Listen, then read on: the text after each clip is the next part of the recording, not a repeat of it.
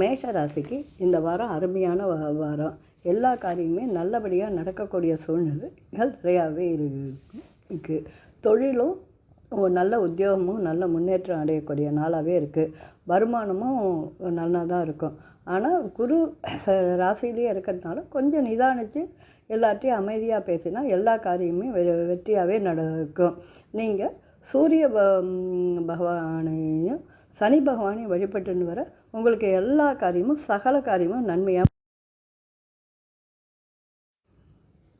ரிஷபராசிக்கு இது மகாலட்சுமி கடாட்சம் நிறைந்த வாரம். தகப்பனார் ஆதரவு இன்னும் நிறையாவே கிடைக்கும். சனி பகவானும் உங்களுக்கு கூடவே இருந்து நல்லாவே ஹெல்ப் பண்ணுற நிலமையிலேயே தான் இருக்க. யார்கிட்டையும் எதுவும் பேச வேண்டாம். இது பூர்வ புண்ணிய ஸ்தானத்தில் கேது நிற்கிறதுனால உங்கள் குலதெய்வம் மூலமாக கூட சில நேரம் நல்ல அனுகிரகங்கள்லாம் கிடைக்கும்.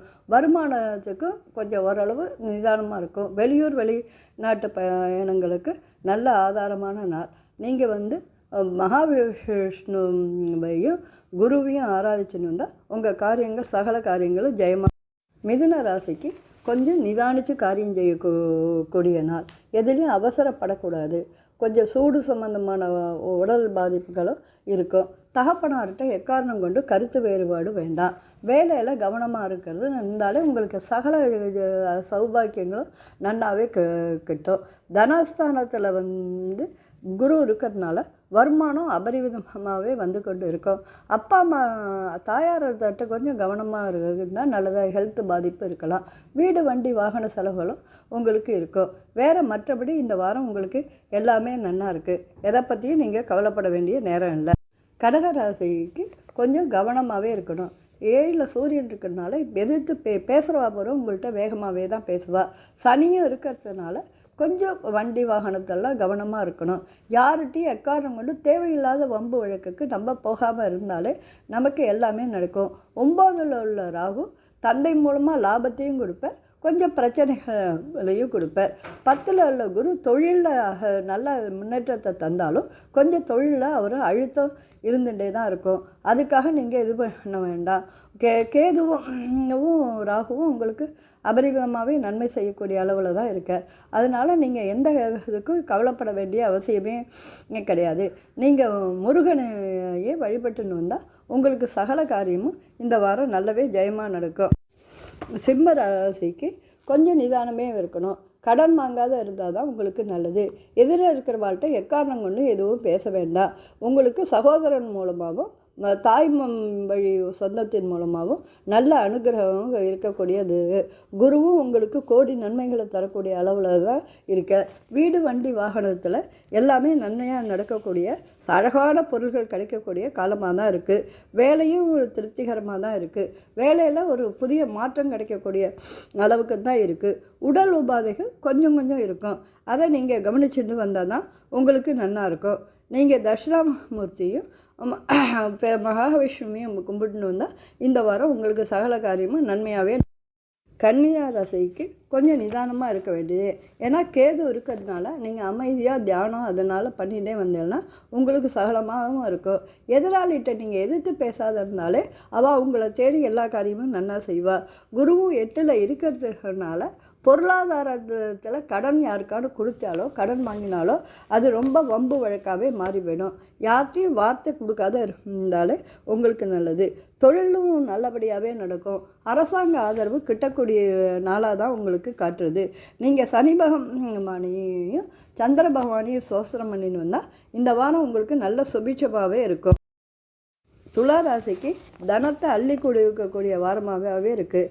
சகோதரர்களால் நல்ல நன்மையாக எல்லா காரியமும் நடக்கும்.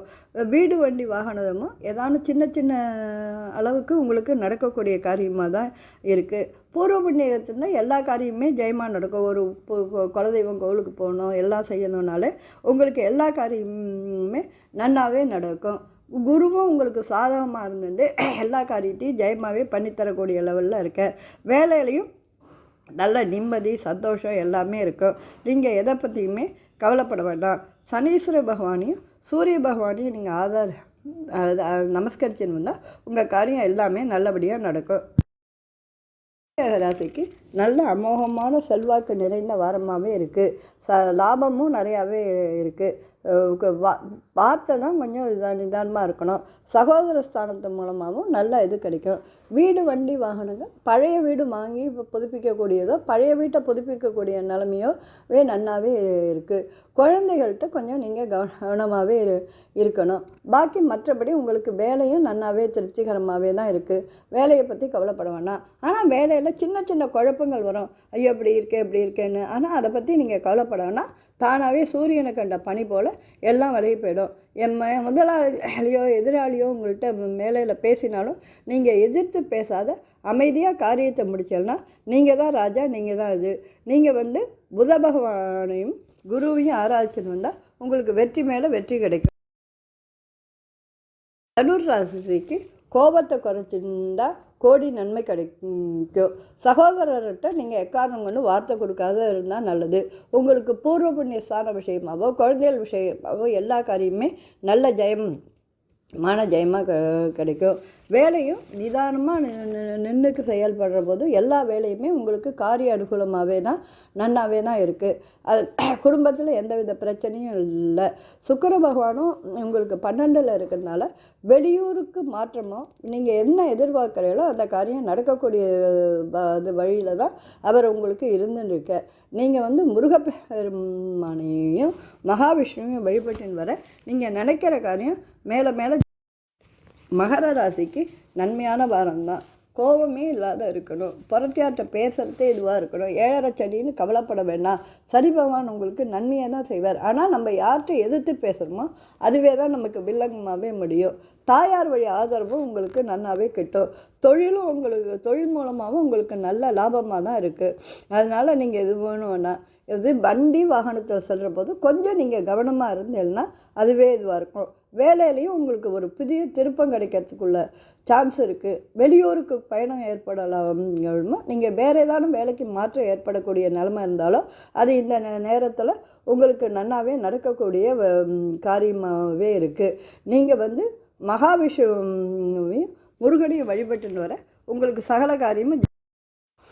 கும்பராசிக்கு எல்லாமே ஜெயமாக தான் நடக்கும். நீங்கள் வச்சது தான் ராஜ்யம். ஆனால் அதை ஒரு அதிகாரமாக செஞ்சீங்கன்னா அந்த காரியம் நடக்காது.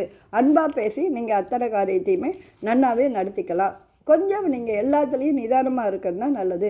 சகோதரர்கிட்ட பிரச்சனை பண்ணாத இருந்தால் சகோதரர்களோட ஆதரவு நிறையாவே உங்களுக்கு கிட்டும். பெரிய சகோதரர் மூலமாக கொஞ்சம் லாபம் கிடைக்கிறதுக்கு நல்லா இருக்குது. வேலையில் ஒரு நல்ல சந்தோஷமான நேரமாகவே இது இருக்குது. பொருளாதாரமும் உங்களுக்கு கஷ்டப்பட முடியுமா இந்த வாரம் காட்டலை. லாபமும் நன்னாவே காட்டுறது. அதனால் நீங்கள் எதையும் யோஜனை பண்ணாத புத பகவானையும் குரு பகவானையும் வழிபடணும் வந்தால் உங்களுக்கு சகல காரியமும் நன்மையாக நடக்கும்.